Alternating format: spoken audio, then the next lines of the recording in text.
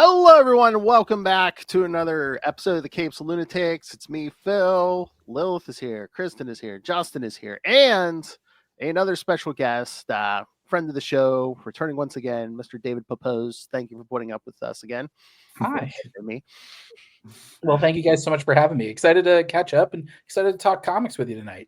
Yeah, you got a lot. You got new stuff coming out. You got upcoming stuff. But before we even get to any of that, I think there's one issue left of Cable, Love, and Chrome, and I want to say excellent job, sir. I know we talked about issue 1, but yeah, I mean it's that series the whole way through. I was very impressed. Thank you. We've had a lot of fun on that book. Yeah. That issue, the last issue, comes out on the 28th of May. So 2 weeks after we're recording tonight. And yeah, it's been such a fun book to work on. Not just the sci-fi timey-wiminess of it all, although that was sort of a fun challenge structurally. But I think also just like the themes and the emotion, we really got to dig into some places that they were certainly challenging for me to explore. I think making Cable likable, super hard job. Oh, how dare you! Well, no, he's supposed to be the guy with the punchable face, very much the straight man. Well, the soldier, yeah. The idea of like talking about mortality and talking about viewing his techno-organic virus as like a chronic terminal condition, and this idea of choosing your own fate. And, do you choose to die in a hospital bed? Do you die with your boots on? How do you sort of decide your own fate? And also finding what it is to find something to actually live for, so that you're doing more than just survival, you're actually living. And so that was some really fun stuff that we've been able to kind of play around with in this book. And so I'm very excited for issue 5. We're going to really kind of be pushing the time travel stuff even harder than we did our last issue. And Cable versus Cicada for all the marbles. And I'm very excited for people to see what me and Mike Henderson have planned for this big finale. And again, great story. The art is very. I enjoyed the art also in this. Yeah, Mike is terrific. I've been a big fan of his since Nailbiter and The Forged, and he's got The Hive, his creator-owned book over at Image right now. Really talented guy, and he really left it all out in the field with this book. So I'm very grateful to have worked with him on this one. And I would assume it seems like these days that there's probably a trade coming not too long after the last issue. Yeah, I guess that'll be. It's usually, I think, 3 months after the last issue drops. I believe that's what Marvel's frequency is. So I guess that would be June, July, end of August, early September. Okay. All right. Let's get to it. I know Speed Racer. No. Well, I'm an open book. I'll talk anything you want. Captain Planet. Issue 1 came out already. And again, like I was saying to some of the people here, seems like I don't know if you want to call it a reboot, but it's kind of reimagining of the 90s series. Yeah, definitely. I would certainly. I think reboot, relaunch certainly is an appropriate term. I mean, for those who aren't familiar with the 90s cartoon Captain Planet, it's the story of 5 ordinary people from around the world who are suddenly given the elemental rings of Gaia, which allow them to bend the various elements of earth, fire, wind, water, and heart. And when they use their powers combined, it summons this immortal elemental demigod known as Captain Planet, who's sort of like Superman with metamorphosed powers. And they fight they fight corrupt billionaires who are looking to pollute our world. And we needed this book right now. Yes, the timing is right. It's sometimes uncomfortably timely, but it's been a super fun book. I pitched it as X-Men meets Avatar: The Last Airbender, and I'm so thrilled with the response to the first issue so far. Well, Kristen down there made a point that she said it's probably more timely now than it was in the 90s. I think the big shift is, it's been 35 years since the original cartoon aired, and I think in 1990 a lot of this stuff was seen as still very hypothetical. Climate change, the hole in the ozone layer. Now we're living in the year 2025, and it's not so hypothetical anymore. Climate change is actually environmental disaster, and it's a disaster movie that we're all extras in. I live in Los Angeles. We had the wildfires a couple months back. Yeah. I lived in New York during Hurricane Sandy. My parents live in the Midwest. Wow. They had tornadoes. They had like 15 of them. It was like a month or so back. So this is from today's headlines, and I think there's a lot of people. I mean, the original cartoon was very ahead of its time. The fact that it was these 5 international people fighting against. They made no bones that the other side of climate change, it was the human greed that was driving all of it. And these people who they will destroy anything in the name of profit and consolidating power and their own ambition. And for them, they're so rich and insulated from consequence that all that matters is the bottom line. All that matters is sort of that power. And meanwhile, the consequences are for people like you and me on the street level. And I think seeing kind of what's ahead of us, what we've already seen, what could happen in the future. I think that lends a certain sense of immediacy and timeliness to a book like this, and then seeing how many of these Captain Planet villains are now basically running the country. I love that Plunder's the first villain. I absolutely was like, yes. Yeah, it was weird seeing him like throwing a Nazi salute at the inauguration, but I didn't expect for this book to become this timely. I've been pitching it for many years, better part of a decade, and what you saw in that first issue is mostly unchanged from that original idea that I had. But yeah, I think Captain Planet is one of those characters. He was often overlooked, either being a product of his time or that his politics weren't subtle, and I'd say reality's gotten a lot less subtle. And now this character, this cast that's been overlooked, suddenly people are starting to realize that they really are the heroes that meet today's moment. Is this the first Captain Planet comic book then? No, it's the second one. Yeah, there was one technically that did in the early 90s, I believe. Yeah. It only went 12 though, right? That sounds about right. So Captain Planet was invented for TV. Yes, comic of course. Tie-in. Although no toys, not enough toys, surprisingly. Yeah, that's strange. But I think it would have kind of gone against what they were teaching, though, to be hawking plastic junk that's going to end up in a landfill. Yeah. They still have a decent number of toys. I've had a bunch of people tag me and it was the 90s, and that was just kind of what it was. But compared to like say G.I. Joe or Transformers, like there's which is what I compare to like TV shows that have like toys, like that's the like holy He-Man, the holy grail right there. It was very much it was early 90s, late 80s, early 90s, is pioneering edutainment.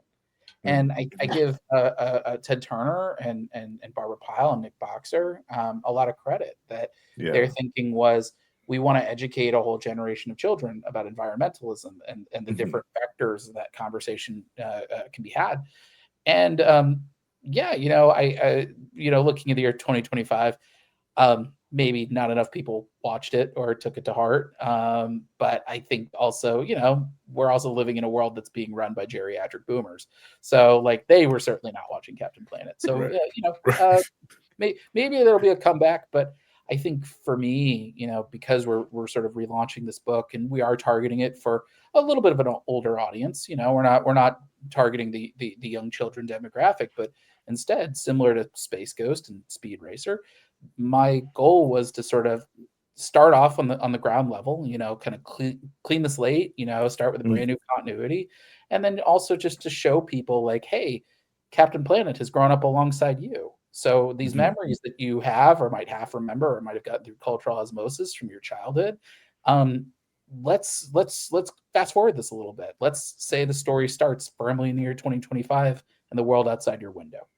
And I think it doesn't take too much to kind of add a little bit of a contemporary spin to something that was meant to reflect the world outside your window just in the year 1990. So it's been a really fun book to work on, one that I'm acutely aware of sort of the responsibility, and I'm very grateful for that. And so it's really kind of pushed me and artist Amon Casalos to really kind of deliver our A game. Nice. And I'm trying to remember if they addressed this on the cartoon, but I think you threw out the line in the beginning of issue 1. Captain Planet's been around like a long time, like maybe hundreds of years or longer. Yeah, Captain Planet. Boy, I wrote that outline so long ago. But as I recall, he does have like, I mean, he's not, he wasn't born yesterday. Like he's been around for a decent amount of time. But I like this idea that like he's sort of he's Earth's kind of like immune system in a little bit of a way, but not in a way that like sees us as parasites, but quite the opposite. Captain Planet, like I said, he's like Superman with metamorphosed powers. When you boil him down, he's just somebody who doesn't want to see anybody die. And I think that's something really cool about that character, having been around for the long arc of time. He's probably seen humanity do some terrible things, and he still chooses to see the best in us. And I think that's something that's heroic. That's something.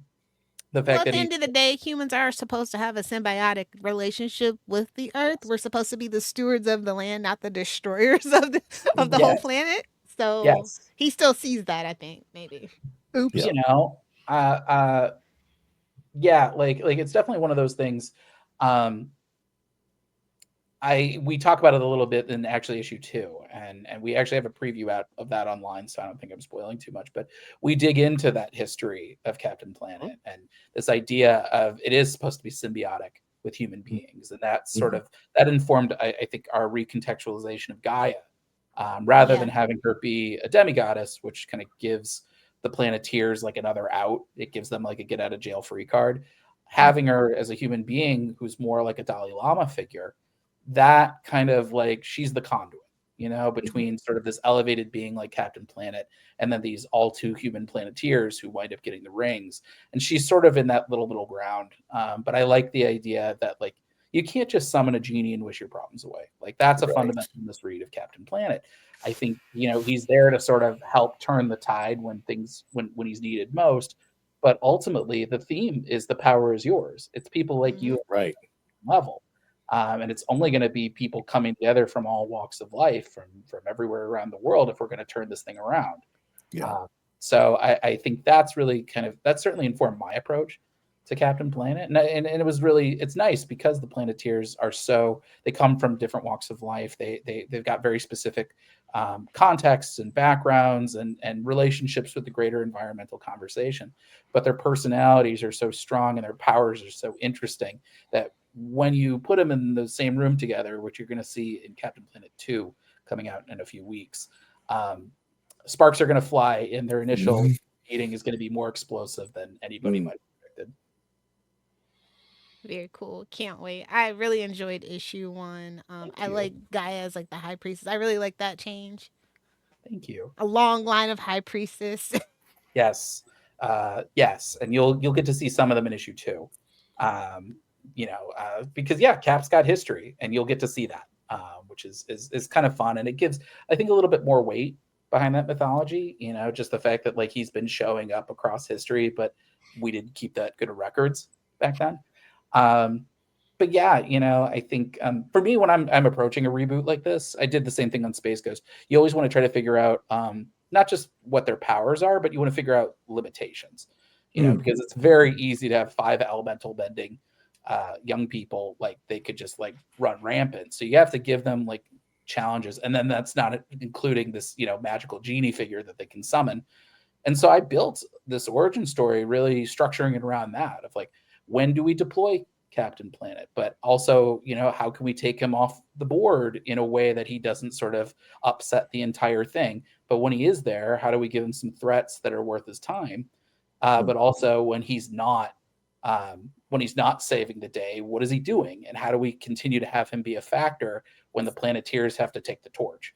And so that back and forth really informed the way that I handled the origin story for this. And I think that's the only way you can tackle a monthly Captain Planet series. The cast is so big that you can't structure it. You can't structure it on an issue to issue basis like an episode of the show. And you can't do it the same way. You can't do it in the way that I did for Space Ghost or Speed Racer, where it's a lot of done in ones. I think with a cast this size, if you want to make sure that they're doing everything properly, you do have to kind of take that story over a longer arc. So it really is kind of like an epic blockbuster movie versus the done in one TV episodic structure that I've been doing in some of my other books. But I think that sense of scale is really fun to explore. And I think it really, for a long dormant property like Captain Planet, I think you need kind of a big swing to get everybody on the playing field. And you're definitely going to see that over the course of the next few months. And I mean, just the little glimpses we got in the first issue, I'm really hooked in of like how the Planeteers are going to be different from their cartoon versions. Sure. It's one of those things. It's always a calculus of, I never want to make changes just to make changes. Like I'm a firm believer. I don't think there's anything wrong with Captain Planet. There's nothing broke that needs fixing. For me, it's just a matter of, the world stage looked a certain way in 1990, and now it's kind of similar again. It's changed, in 35 years. And so like a good example of that is our character of Linka, who, we did a full 180 with her from the original cartoon, because in 1990, she came from the Soviet Union. Right. She was seen as this conservative Planeteer. And I felt, in the year 2025, the idea of sort of making her our most liberal, progressive Planeteer, that she's got her own underground eco-activist band in the vein of Pussy Riot. That was something that was really interesting to me, that like you can speak to the environmental conversation in a really immediate way and a really fun way. And you're going to see there's some complications to all that in her backstory that you'll see in issue 2.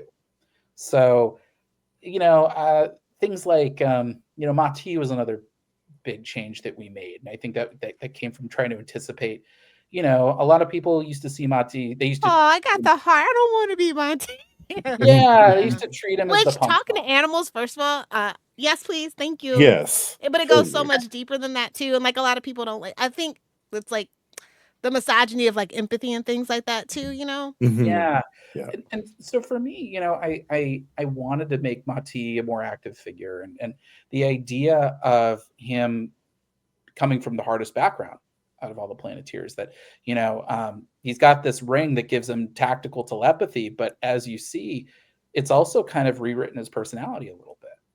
That he's an indigenous person from Brazil whose people are being forced from their lands by corrupt lithium mining interests. And he was going to fight back in a particularly brutal way. And then he gets the power of heart, and it cleanses his mind of all this rage and anger, and it turns him into this avowed pacifist.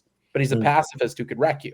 So he's sort of like he doesn't need to throw a punch because he doesn't have to, because the power of heart, he can as you see in issue 1, he can communicate with animals. He can reach inside your mind, make you see things that aren't there. He can hit you with your worst fears and deepest, darkest traumas. He's a fun character. It's kind of like the Aquaman conundrum. It's like, he doesn't just talk to fish. He actually can kick Superman's ass on the right day, man. Yeah, I try to frame him as like he's like our Batman or our Shang-Chi, where like he doesn't have like the straightforward elemental bending, but he's the guy who's like the X Factor. He's unpredictable, and he's the one who ultimately often makes the difference. So yeah, he's been fun. But then there are other characters like, like I feel like Kwame, you got something going on for Kwame, but I feel like he was like the least fleshed out character in the cartoon. I love Kwame. It's a toss up between Kwame and Linka as my favorite Planeteer. I pitched him as Cyclops beats Sam from Ted Lasso. Like he's got that sort of unassuming but reassuring kind of leadership to him, like he's a former soccer star, and so he's used to kind of like directing groups of people, like thinking kind of tactically, but he was sidelined with this career-ending injury. So and I wanted to, both Kwame and Guy, we made some changes because in 1990, I think the whole show was built on diversity and bringing in people from different walks of life. But in the intervening 35 years, I felt we could push that a little further. And so having a disabled character in Kwame, I thought that was something that we could kind of have more people see themselves in this book. Or having Guy be gay. I thought that was something else that like you're not going to have 5 young people in their early 20s and they're all straight. you know, like in the year 2025. And I think for me, pushing that representation, not only is it, I think, like a moral imperative, you know, me as a straight white Jewish guy, but I think it speaks to me in a number of different levels. First off, I grew up as a Jewish kid in Missouri. I knew what it was like to not be part of like the dominant cultural force. And so I've always wanted to make sure that like everybody else gets the same rights and safety and considerations that I'd ask for my family.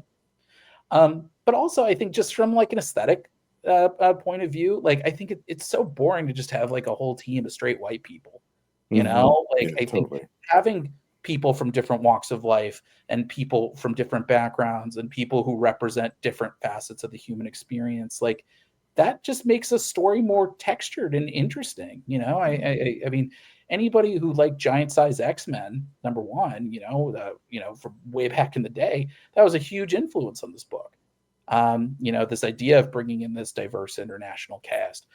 So, you know, and for them, it was kind of like, how do we push the envelope and continue to have, you know, representation in this book?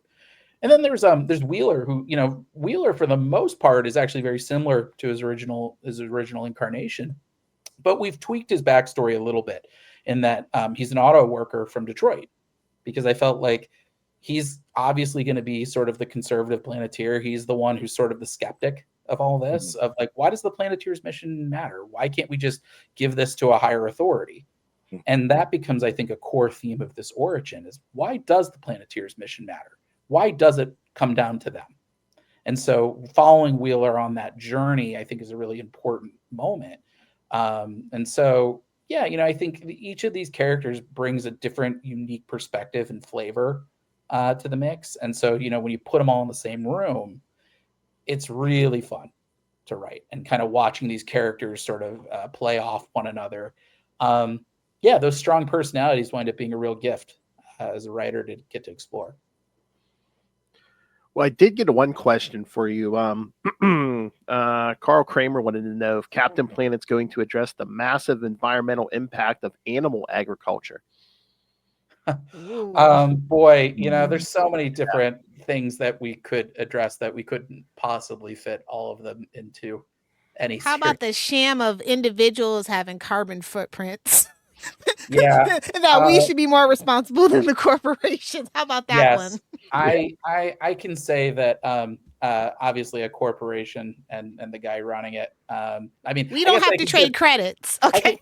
I guess I can say the guy running it as I guess an example of an individual carbon footprint. But no, I mean, look, you know, Plunder Tech, Plunder Industries, like they're the bad guy of all this. So, and I think that becomes a little bit of the wish fulfillment of something like Captain Planet, is like, you know, you can't punch out a corporation in real life. You know, like these things are very firmly entrenched, and obviously, like any attempts at sort of reining them in, it's going to be a long road, you know, if and when we can do that. So the idea of having somebody like Captain Planet versus somebody like Lucian Plunder, it does sort of individualize these kind of broader narratives.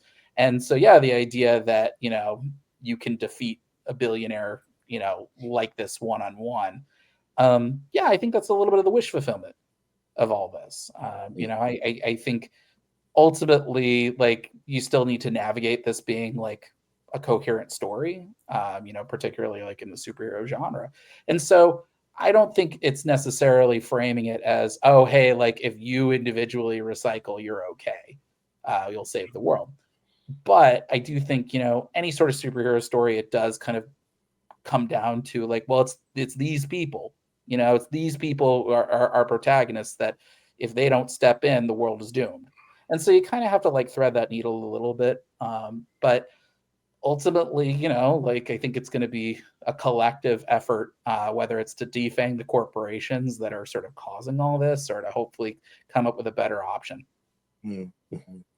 Okay, can you just blink twice? So if you're not watching on YouTube, you know, just let me know if Hoggish Greeley's gonna be there. Just blink twice.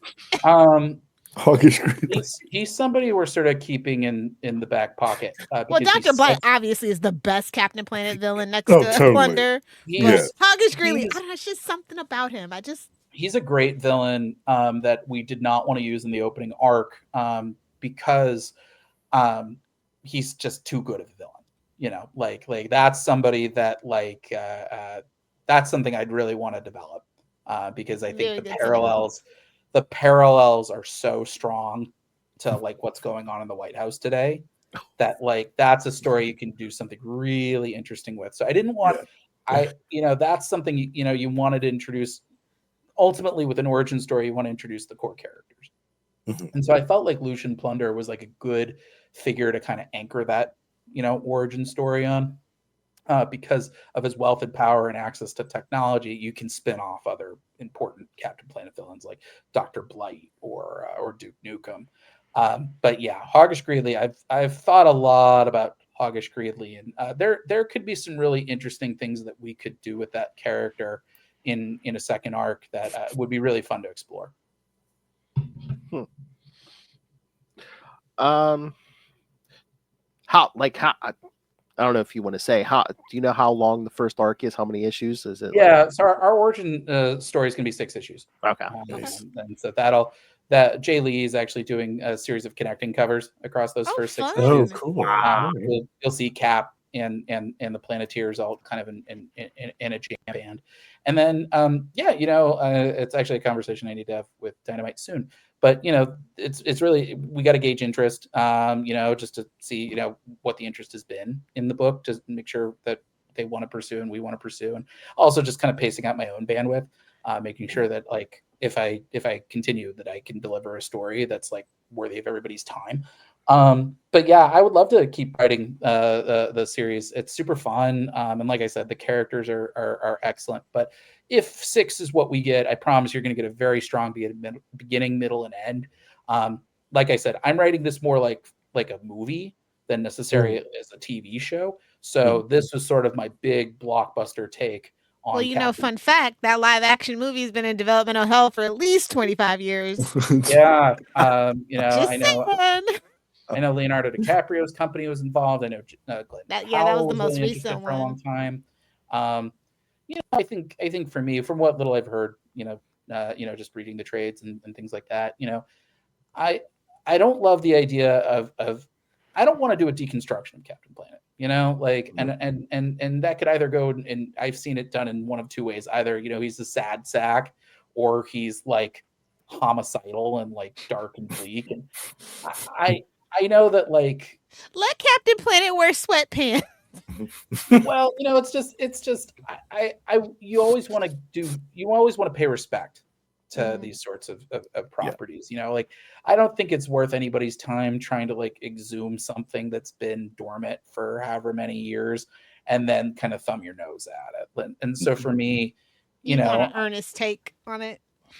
Yeah. I mean, I want a take that like actually lives up to what's on the tin. And just trying to take kind of the most modern take I can, the biggest swing that I can. Because like, you don't need to bring back the book if you just want to make fun of it. Or if you want to sort of like poke holes in it to say, well, this doesn't work unless I turn it into a dark, edgy, gritty reboot. And I've done gritty reboots before. Like my very first book, Spencer and Locke, was literally billed as What If Calvin and Hobbes Grew Up in Sin City. So like, I'm no stranger to that, but I think you need to, when you do those sorts of books, it has to be for a reason. It can't just be edgy for edgy's sake. Like you have to be saying something behind it. But I think Captain Planet, to me, the thing that really stands out the most about him is just that inherent decency. The fact that he doesn't have to fight for us, but he deeply wants to. And that I think is an inextricable part of his character. I think anybody who's trying to lean into like the Don Cheadle of it all, like I'll say they're not a real one, that like, I think that's so antithetical to what not just the original cartoon was about, but I think just like the core concept, like it is something that's ultimately rooted in hope and optimism and empathy. And those are the qualities that I really wanted to kind of dig into this book, because I do think we're living in an empathy shortage right now, And I think if you can read a book like ours and take even 2 seconds to think, hey, that guy, who maybe comes from a different country, maybe he comes from a different place, maybe he doesn't speak the same language, we still have more in common than we have apart, and that we're always going to be stronger together than we are apart. And I hope that's something. If even one person thinks that after reading the book, then I would consider it a job well done. All right. I feel like Captain Planet is in good hands. But us 90s kids, we're watching you. We got our eyes on you. Hey, I'm a 90s kid too. I grew up, I'm pure 90s trash, as you can probably tell from most of my books. Same. Yes, no, trust me. This was the cartoon that I watched it growing up. I knew this mythology pretty well even before I started doing homework and doing a rewatch. Whereas something like Space Ghost or Speed Racer, obviously I was too young for the heyday. I'm sorry, but the theme song slaps and it's been living rent free in my head since 1991. He's our hero, gonna take pollution down to zero. Yeah, that's right. Until they replaced it with a very dated rap. We don't talk about that. We don't talk about that one. Oh, the rap one, yes. Oh, yeah, the rap theme song was interesting. They tried. But yeah, this is something I've been pitching around the industry as long as I've been in the industry. So the better part of a decade. Oh, I had a quick question. I think I was reading. I think it might have been in the previews. It's like Dynamite and Warner Brothers something or other. Yeah, Warner Brothers. What's the deal Discovery. With that? Yeah, so this has been part of an initiative that Warner Brothers, basically Dynamite has been in a licensing deal with Warner Brothers Discovery for the past I don't know, year and a half, I guess. They announced it not at this past New York Comic-Con, but the previous Comic-Con, and so I was one of the flagship books with Space Ghost. We came out right after Declan Shalvey and Drew Moss's Thundercats, which was sort of leading the pack. And I've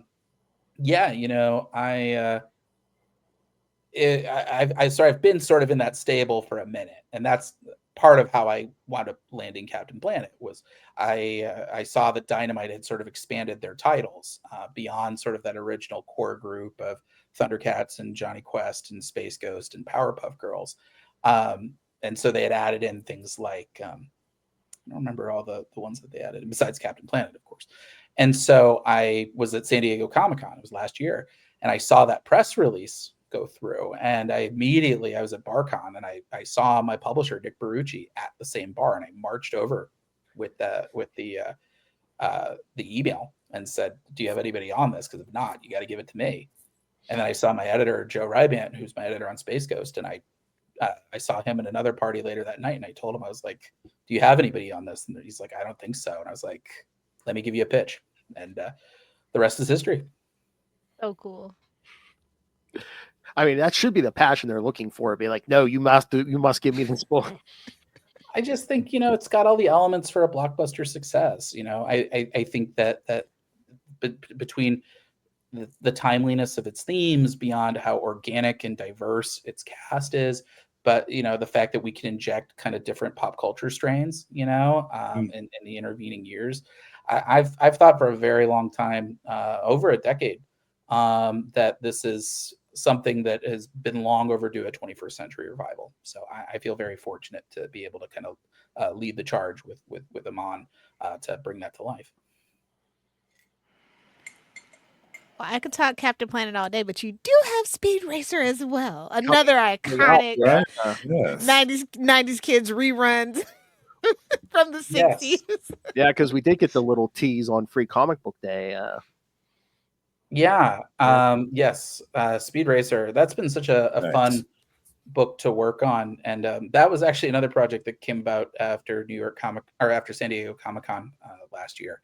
I've worked with Mad Cave Studios before on a book called The Devil That Wears My Face with Alex Cormack. It's Face Off meets The Exorcist. If you haven't read it, it's one of my favorite creator-owned books that I've done.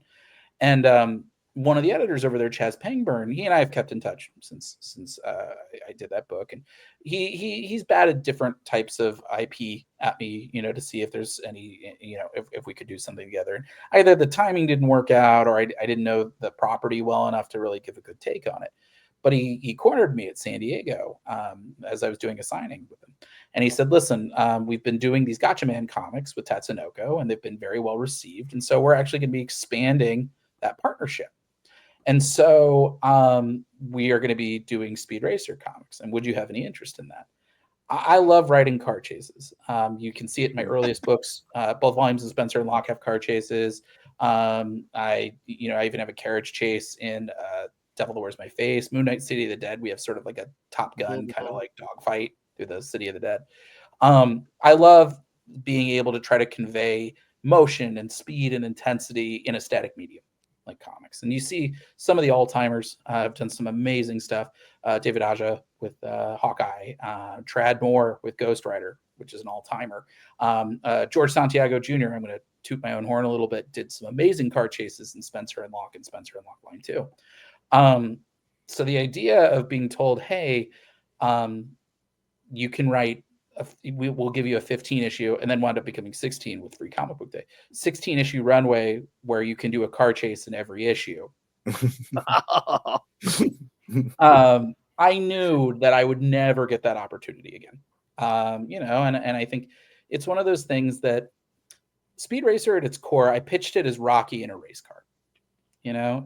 It's sort of, you see Speed going from these humble beginnings, as you saw in our Free Comic Book Day issue, winning illegal back alley street races, to joining the Formula X League and becoming a Formula X champion, and all the trials and tribulations along the way. It's a sports comic that happens to have a few crime undertones to it all.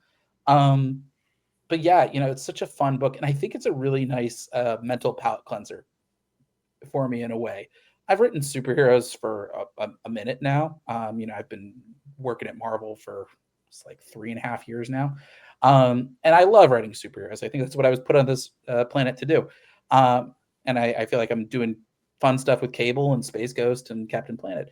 But after a while, if that's all you write, focusing on the powers and the mythology and the world-shaking stakes, it can become a little easy to forget what it's like to write a normal person with normal people problems. And so that's what I love about Speed Racer is there are no powers, there are no code names, there aren't costumes. The closest thing you have to a power is the Mach 5. Like the Formula X cars have their own bells and whistles that make it a little more unique than just one-to-one NASCAR.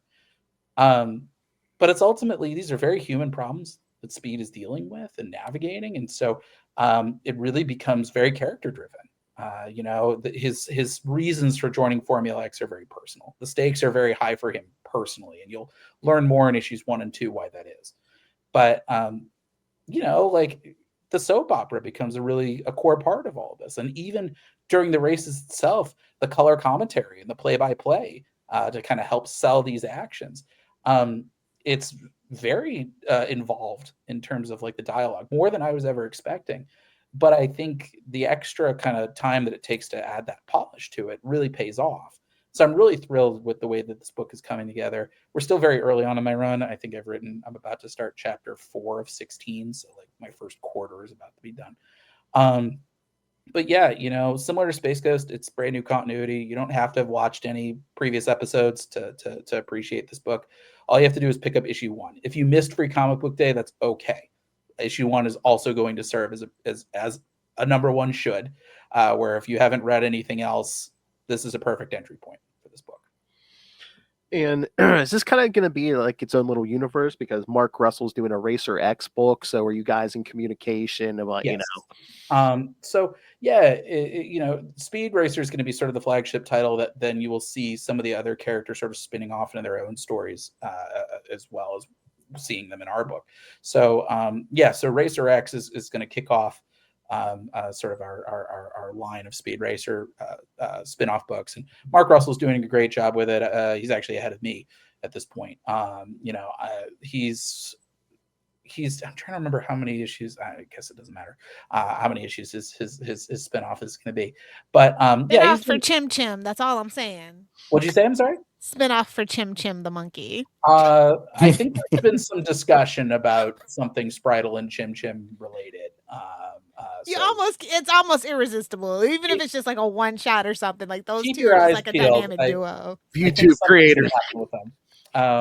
But yeah, Mark and I, like, I've read over Mark's scripts, and so we're in communication just to sort of like, in terms of like sharing characters and like figuring out like, okay, like where Mark's story might like nod to something going on in the main series, like how do we coordinate all that? But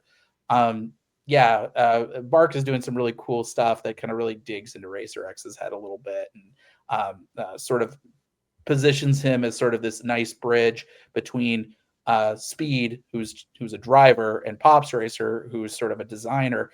Racer X sort of fits in the middle of all that, and also sort of throws in a cool coat of vigilante paint to go along with it. He's the fun character to write. I've sort of, actually, my next issue, I'm going to be digging into him a little more deeply. But he's one of those characters, like, a little goes a long way with him. He's a man of few words. He's sort of like Batman meets Dominic Toretto in a race car. Yes. So he's, all these characters are super fun. And I think the fact that Speed and his supporting cast, they're all united by a shared love of the game, but they also have their own conflicts as far as how they view that. I think for me, the appeal of a book like Speed Racer is Speed at his core is somebody who's chasing after his passion. And as a comic book creator, I can empathize with that. I remember what it was like when I was just a fan, and then deciding, hey, like, I'm going to try to make one of my own, and I'm going to be in the indie trenches. And then suddenly you find yourself being called to the majors. And that's a learning curve to that. And there's this idea of sort of like, can you hack it? And if you do, then you're going to have to really kind of train yourself up, and you're going to have to navigate, and learn your process very quickly. And so that I see that with Speed, of just racing is his passion. He is meant to be behind the wheel of a car, but there's also some conflict there, because this is also the sport that took his brother away from him. And this is the sport that really fractured his family and left, Pops Racer kind of a shell of his former self. But you see, Speed's the driver. He's chasing after his brother's ghost. Racer X sees racing as a tool, as a sort of a means for, settling the old scores. Trixie, meanwhile, is the Carol Ferris to Speed's Hal Jordan. She owns the race car team. And so there's sort of this will they or won't they. They have a meet cute, and then circumstances pull them apart, and then suddenly they find themselves face to face at the Formula X League. And so it's sort of, there's obviously romantic tension between the two of them, but also she's his boss and he's the hotshot driver. So how's that going to work? But for her, racing is about legacy. This is how she preserves her father's memory, is by maintaining his race car company. Even Spritle, who's super fun, we've recontextualized him as sort of a streetwise hustler. He streams Speed's races and sort of eggs on. He's gonna get banned on Twitch. He's encouraging them to like bet big, so they can take home more money. But he's also he's got a future in color commentary. He does some interesting kind of play-by-plays of Speed's races. And then of course Pops, he's a designer, he's the Da Vinci of car design. But at the same time, this is a sport that took his oldest son away from him.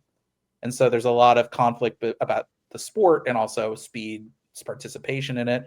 And so, you put all these characters together, very similar to Captain Planet, and it's a fun mix of different personalities and different motivations, and watching Speed kind of be the conduit that bounces off of all these people. Not to sound like too hoity and toity about it, but Speed, honestly, he kind of strikes me as very much like a Hamlet figure.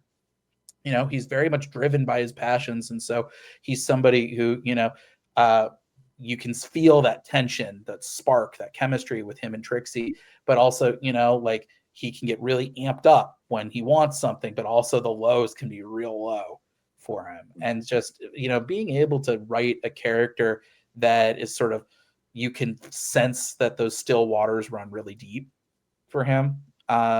He's a very fun character to explore, and I'm very excited for people to get to see this new take on Speed Racer. So did you know much about like racing, or did you start like watching like NASCAR, Formula One, things like Yeah, that for I had your to do a color lot of commentary? homework to figure out how racing works, and you know, it's one of those things that like anything like that, you know, you want to do your research so then you can kind of figure out what can you approximate in the span of a 22-page monthly, you know, and still like kind of maintain the character development and all that. But yeah, I did a lot of homework. I was watching a lot of races. I was watching every movie I could get my hands on about race car driving. I did everything from Days of Thunder to Gran Turismo to the Cars series, you know, everything just to try to get whatever inspiration I could. I'm very excited for Brad Pitt's new Formula One movie that's going to come out a few weeks before our first issue. Yeah, you know, and then beyond that, just watching every episode of Speed Racer. I watched every episode. It took me like I think 2 or 3 weeks. You know, How many are there? I think it's either 50 or 52 episodes. Oh wow. You gotta remember it's from like 1967 and it's in. But I was gonna say, did you watch the dub or the sub, by the way? It was always on reruns, so you're like, how many episodes are there actually? I watched the dub, you know, just from that Amazon had. But you know, like it's definitely it's certainly a product of its time, you know, like just in terms of the storytelling, but the bones are all there of some really just interesting stuff. And so yeah, I watched. Did you watch the movie? Oh yeah, of course. Yeah. Of course. Well, I think the design of that movie Did you is drive so a race good. car yourself? No, I wish. My wife would not let me do that. You can do the simulators at the arcade. That's true. I've done those before. And actually, I live right next to the Peterson Car Museum, so I've done like a simulator there. I've seen the Mach 5 over there as well. Yeah, you know, I really try to immerse myself in this because it's very niche and technical and. Yeah, you know, and there's a lot of different considerations, and then you know you have to kind of like know what the rules are before you can kind of tweak them a little bit. Especially you know in terms of like Formula X, and I don't want to spoil too much for those who haven't read our Zero issue, but you know I wanted to find a way to kind of incorporate some of the doodads from you know the gadgets from the original cartoon, things like you know the cutter blade, for example, the buzz saws that come out from the Mach 5, the belt tires, you know, the defensor shield, things like that. And so I'm really happy with the way that we kind of have done this, where you know Formula X is all of these cars are tricked out in certain uniform ways, but then each car has its own signature weapon. And that way it sort of becomes like a little bit of 4D chess, where it's not just about driving, you know, a velocity and being able to pass, but there are other ways to pass people. There are other ways to kind of navigate, like there's a little bit of vehicular combat to it as well. And that I think is sort of our way of having our cake and eating it too. But yeah, I feel like it's not as, I mean, the 2008 movie is it's such a singular artistic vision. Like they really, the Wachowskis really pushed that, you know, way beyond 11. The visuals are out of this world. Yeah. And you know, sort of this candy coated pop extravaganza.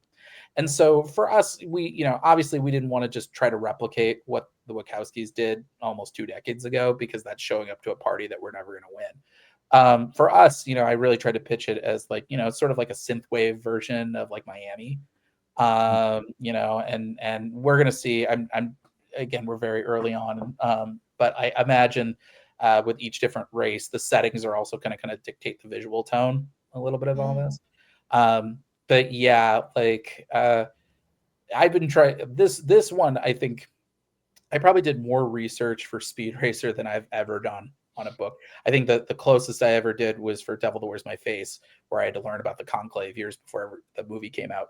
That would have been very helpful. Saving yourself a lot of time. Well, if you're a 90s kid, you've had like 3 popes die and sitting popes die. So yes, I think this is our third one. In my defense, I'm Jewish. So true. I got as much as I could through my through osmosis through my Catholic in-laws, but yeah, you know, I had to do a lot of research there, but that pales in comparison to the research I did for Speed Racer, both learning the cartoon and, like you said, learning the sport. But it's so fun. You know, Gran Turismo, was a movie that I surprisingly was super helpful for me, because I think surprisingly based on a true story.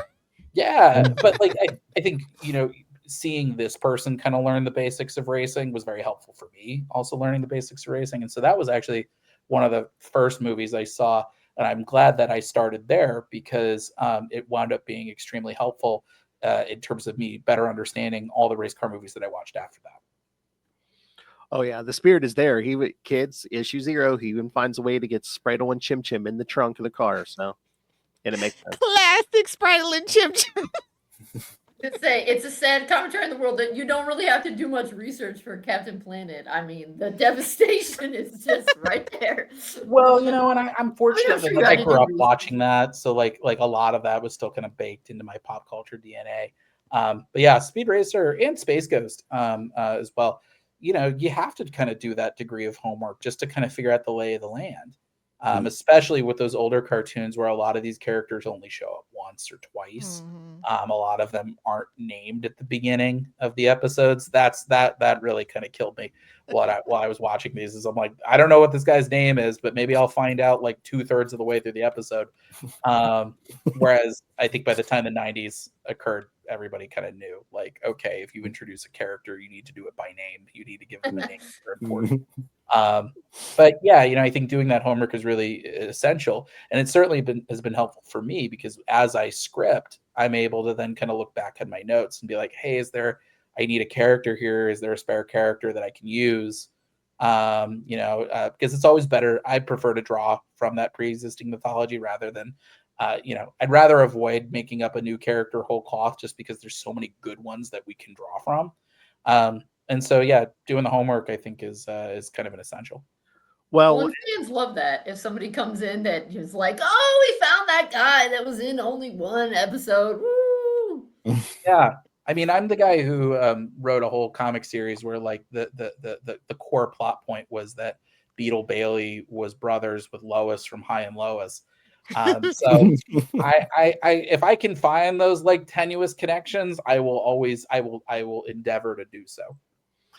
And do you find it more difficult to like do a Space Ghost or a Speed Racer because the properties are so much older, and it's like you want to modernize it kind of, but you don't like Space Ghost Hanna-Barbera. Yeah, they did not believe in continuity. The only challenge is just the homework of it all. You know, just like it's time intensive to watch that many episodes, and you know, I have to take notes. Like I literally am writing a play-by-play of what happened in every episode and every movie I watch for Speed Racer. So that's time consuming, you know, because you have to fill up the tank. You just need to you need to kind of cram everything you can learn about this property in usually a fairly accelerated time frame. And so that's a challenge. But once you figure out like kind of the lay of the land, and you sort of figure out, okay, Space Ghost is a great example. Which villains are most prominent, you know, and you find that out by the end of the series because of the Council of Doom. And so you realize like, okay, these 6 villains are like the core villains. I can kind of then navigate the rest of the series around it, or figuring out how important Jan and Jace were to the whole thing. I wouldn't have known that from Coast to Coast. I wouldn't have known that from Joe Kelly and Ariel Olivetti's 2005 miniseries of Space Ghost. It was just watching the pilot that I was like, oh, these kids show up before Space Ghost does. It's an ensemble show. They are core parts of every episode. It's not like Batman where you can tell a Batman story and not have Robin in it. It still feels natural. Like Space not Ghost. As good. Yeah. You're talking to literally the Robin expert down there. She's got a book and everything. Trust me. I prefer my obviously I prefer sidekicks having written this book. But you can't tell a Space Ghost story without Jan and Jace. I think it's you've removed a core part of like the engine that makes the whole thing work. And so you know, and then as you're watching, you're sort of, you know, trying to navigate it by feel a little bit of just like, okay, like this villain feels important, or this villain, like I feel like there's an interesting quality to him that I can do some sort of twist or turn that can kind of accentuate that interesting quality to me. Zorak is a great example, you know, where I was just like, Alex Toth's design, you know, does such heavy lifting for that character. Is that the praying mantis one? Yeah, he looks inherently off kilter. Like there's something the like original Plankton. He's a little creepy and unsettling.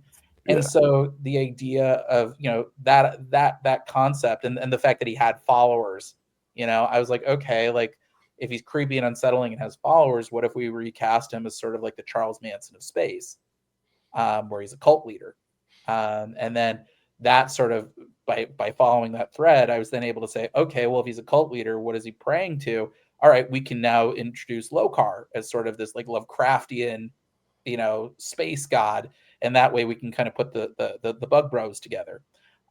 So it's a process that like you just have to kind of just pay attention as best you can and just be trying to figure out like, okay, what's the connective thread here? How do I pace this over a long arc that like the stories feel like they're building up to something?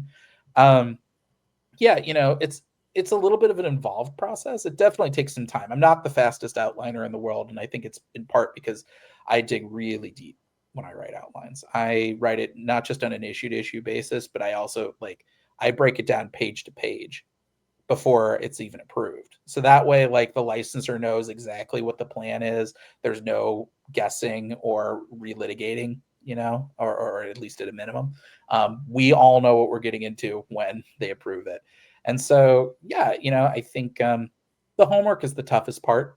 But I think once that's done, especially with the older properties, I don't think the modernization, that's actually my favorite part. It's trying to figure out like these cartoons have clearly endured for a reason. Why is that? And then how can we explore that using the storytelling techniques of today?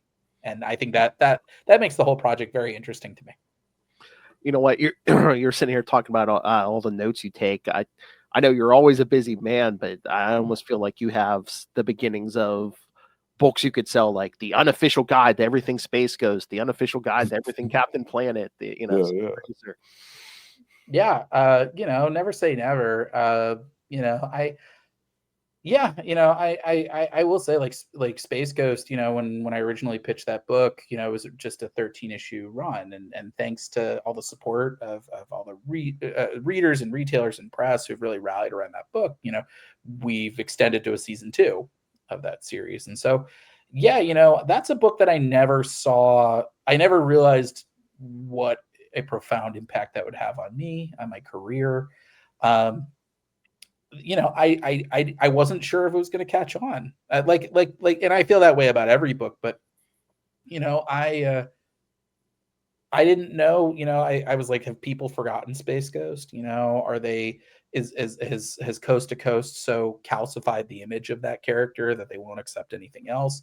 But when I was offered the book, the first question I asked was like, are you looking for a Coast to Coast book? Because I'm probably not built for that. But if you're looking for something that's based on the classic cartoon, that I could do something, I think, interesting with. But it just goes to show you never know what books are going to catch on. So I think that the only thing you can do as a creator is try to just pursue things that you feel would be fun, to write, things that you feel like you can have something to say. And I think the big thing that I've learned in recent years, this is also, it just has to be natural. I think especially when you're juggling multiple books, your bandwidth can get kind of taxed. And so having a book that you have to twist yourself in knots to make work, it's one thing when you're earlier in your career and you're still kind of like trying to prove yourself. But I think knock on wood, I think I'm at the point now where it's like, if it's not going to be a natural fit, there's no sense trying to shove a square peg through a round hole. Like you want to make sure that you're writing books that speak to you, because hopefully then they'll speak to your audience. So are you saying there's certain your passion is contagious? I enjoy all your books. Thank you. And certain characters, do they take you for a journey? Yeah, certainly. I mean, I think it depends on the book. Like, so much of it is a push and pull. I mean, the characters that feel really natural to me, Moon Knight was one that felt really natural to me. Should we check in on you? Are you okay? No, like, yeah, I'm fine. It's a joke for all Midnight Riders. No, I think the idea of, Mark is a character who I think for me, my take on him is he's a character who's defined by his regrets. And I think we all have those, and I've certainly had regrets that I've carried with me longer than I should. So I think like that was something that was like, and also I think that guilt is like a core part of like the Jewish experience, and so I think the fact that's something that he grapples with, I can resonate with that for sure. Captain Planet and the Planeteers, very natural. Space Ghost, I was surprised at how natural that felt, and I realized in retrospect it's because it's autobiographical. Not that like my family's dead, and not that I fight crime in space, but That's good. my younger siblings are triplets. We're separated by almost 9 years, and it took me a couple issues to realize that that's exactly what I was writing about. You have your own way of doing things, and then suddenly you feel like the dinosaur right when the meteor hits. Your whole way of life just completely explodes, and you start counting things in threes. And so I think Space Ghost is a very natural book for me to write. Whereas like there are other characters that are a little harder to kind of like it took me a while to crack Cable. As a character, I think because he's got so many bells and whistles to him, in terms of his powers, in terms of his backstory, and it wasn't until time travel was the easiest thing about Cable. Yes, but it makes his history so convoluted. And let me tell you, trying to structure a time travel story, especially in the loop that we're doing with this book, was tricky. But Cable himself, he's a character who's defined by his stoicism, and it wasn't until my wife kind of gave me the light bulb moment where she's like, what's different about this guy from anybody else? What makes him unique? And that's when I sort of listed down. I was like, well, he's not the only time traveler in the X-Men stable, and he's not the only telekinetic. He's not the only telepath. He's not the only gun guy. What makes Cable unique? It's the techno-organic virus. That this is a chronic terminal condition that one day is going to do him in. And that defines his whole way of life. And that became the through line of the whole series. That's how I was able to justify the time travel romance element, which Marvel approached me to tackle. How do you justify having a character who's a short timer who may or who may not exist beyond the context of this 5-issue miniseries? You lean into that this is not just a short timer for Cable. This is a short timer in life. And so then it's sort of this, you get to push that like sort of that core doomed romance where Avery gets to see Cable at a level that nobody else in his life has, as somebody else who shares the same life-altering condition that he does, but who has had a community to help her process this in a way that Cable never has. So that took a little while. And like I said at the beginning of the interview, we dug into some pretty heavy subject matter with that. So that book took a lot out of me, more than most. A book like Punisher, the same thing, where that was a book that we were trying to navigate a bunch of different threads, or threading the needle, I should say, because we wanted to introduce a new Punisher that felt like you could tell Punisher stories, but still felt simple, so you could just kind of like pitch what the character is in a quick sentence. But also, how do we sidestep some of the polarizing political landmines that the character has accumulated over the years? Whether it's bad actors who are sort of appropriating that name, or just the epidemic of real world gun violence, people walking into a Walmart and thinking they can walk out as the Punisher. How do we put that character on a slightly higher shelf? There were a lot of considerations that went into a book like that. And, books like that, books like Cable, like the extra work pays off. Like, I'm very proud of how both of those books came together. But yeah, I mean, there are definitely books where you're kind of like, oh boy, that took a lot out of me. That's double or triple the effort of one of my other books. And so you kind of start to figure out pretty quickly, like, okay, like how do I kind of pick my shots, choose them carefully, because ultimately, I only have so much time. I only have so many books in me. I'm only going to be on this planet for one crazy, beautiful life. So I want to make sure that like I pick my shots carefully and make sure that every book counts. David, I love your stuff, and you've joined that elite group in my mind that I call the Wallet Busters. All of a sudden, you just hear, "Oh, David Pepose got a new book." I'm like, "Shut up and take my money!" Oh crap! Up there, gonna pour my money. Okay. Well, thank you. You're keeping my puppy fed and kibble. Oh, you already got littlest money. You don't have to say that. I was gonna say, I hope this is a compliment when you were describing how you're really doing your homework and you like to pull other stuff in. I was like, oh, you sound like Mark Waid. That's very kind of you. Wow, thank you for saying that. I would love to be like Mark Waid. You know, that guy was so walking encyclopedia. Yeah, well, and he's just so inspiring. You know, I grew up again. I'm '90s trash, so like Kingdom Come, you know, like that Superman Birthright is probably my favorite Superman story.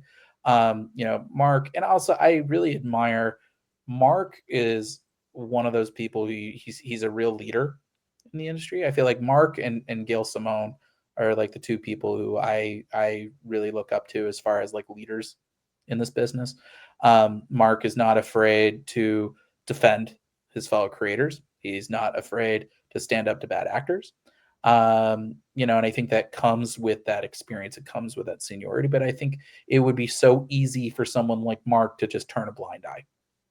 And I have seen him time and time again not turn a blind eye, even when it's given him headaches that he didn't have to go through. So, you know, what I wouldn't do to be not just a writer, but I think a good citizen of the comics community in a way that Mark Waid is. So thank you for that comparison. It really means a lot.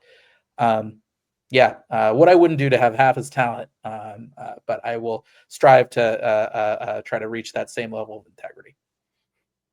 You do have talent, but I love Kristen. Oh, I hope this doesn't offend you. You remind me of one of the best in the business to do it. Yeah. I mean, I figured it was okay. You never know when people lie, you know. It's a huge compliment. I appreciate it. All right, kids. Anything else we want to ask David? No, he has been a fantastic guest, and it's a little late, so we will let him go get some rest because he's got like 90 books. I was gonna say at least 3 books I know of. He's writing up. Is there probably one of those people with the secret secret project that he can't talk about? Another 1 or 2. He's like, I can't talk about that yet. Well, I thank you guys so much for having me on the show, and thank you for everyone listening. You know, you can add Space Ghost and Speed Racer and Captain Planet to your pull list. We've also got 10-Ton Titan Terrier coming out through Paper Cuts October 7th. It's Pokemon Beats Pacific Rim. It's basically an age-appropriate Godzilla for children. Sort of a Pixar vein.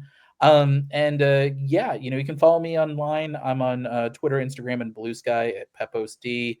David Pepose Comics on Facebook. You can visit my website, davidpepose.com, or subscribe to my dormant newsletter, Pep Talks, at bit.ly/pepnews. When I don't know if I saw the announcement. When is volume 2 of Space Ghost coming out? It is coming out. Let's see, in July, I believe, is when it's kicking off. Okay. So yeah, kids, Captain Planet's out now. The issue 1's out now. Yeah, Space Ghost July, Speed Racer. Was that August? When was that? It was in the free comic book day issue here. Speed Racer is actually coming out a little earlier than what we had in our free comic book issue. It's coming out July 31st. Oh, nice. So yeah, so maybe Space Ghost. July 30th. Sorry, that's that Wednesday. But yes, it's coming out the last Wednesday of July now. Okay. So yeah, so David's got a lot of stuff out in July, but yeah, go pick up Captain Planet now. And yeah, David, thank you so much. Again, I'm always happy when you're willing to share your time. And of course, no, thank you for inviting me, and thank you all for the kind words on Captain Planet and Speed Racer. We got some really fun stuff planned in those books as well as Space Ghost. So can't wait for you to see what we've got coming down the pike. All right, thank you so much, sir. All right. So. All right, you two. You're the ampersand. Oh yeah. Okay, I'm ready. All right. Kristen did a real good one last time, so you got a lot to live up to, Justin. All right. we'll see if this trend continues, because I'll just tickle everyone's butt with a feather if there may be a new theme song coming. Oh, Mikey Flash or someone else? Mikey Flash. He's like, how dare you? I would never cheat on Mikey Flash.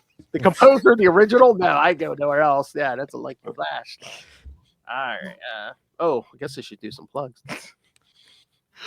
He almost forgot plugs. The interview was that good, guys. It is. Almost. I love David stuff. I was serious. I'm like, now he's one of those names where I see he has a book coming out. I'm like, I got to try it because it's just David. Oh, yeah, consistently great.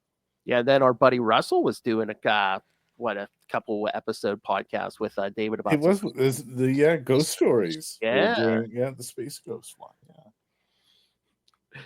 When they stopped, I almost remember the collective. Oh yeah, and then yes, kids. This episode, as all episodes of the new Capes and Lunatics podcast, brought to you by Ray Plays Games. Yes, if you have a deck sitting on a table, Ray can handle it. Yes, Ray Plays Games. Who will be here in 2 episodes? That's right. That's always the best when you can do that to his face. I know I'm weird. All right, kids. So yes, remember you can always support us because, again, send us your thoughts, or if you're even a creator, reach out for an interview. CapesandLunatics@gmail.com, or call. We don't bite unless you want us to, and then it's extra. Damn, Lilith. Or call the voicemail 614-382-2737. That's 614-38-CAPES. And again, you can follow us pretty much on all social media. You can buy our merch at TeePublic or Spring. And again, unless you want Lilith to bite you, you better send just drop some random money in the Cash App link, Capes and Lunatics. You never know where a wild Lilith might show up. You'll be like, Elaine, I got rabies. All right. And of course, the Patreon, where again, every month you get exclusive, uncensored content. You never know what you're going to get. It doesn't have to be comics, it can be anything. I heard we had a drunken unboxing for me. That's going to be coming this weekend. Oh, yes. Yeah. Gonna make gird your loins. Gonna make drops out of that. Gonna make drops out of that, and the whole thing will be on the Patreon. Oh, yes. I don't know what's better. A new if it was legal to send you an edible through the mail, I would, Justin.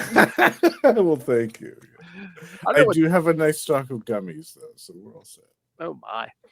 I don't know what's better, a new Justin drunken unboxing video, or Lilith. There's a month where you and I don't have to do Patreon. 2 months in a row. Take care. Well, me at least, yeah. That panel you did was the last thing. Yeah.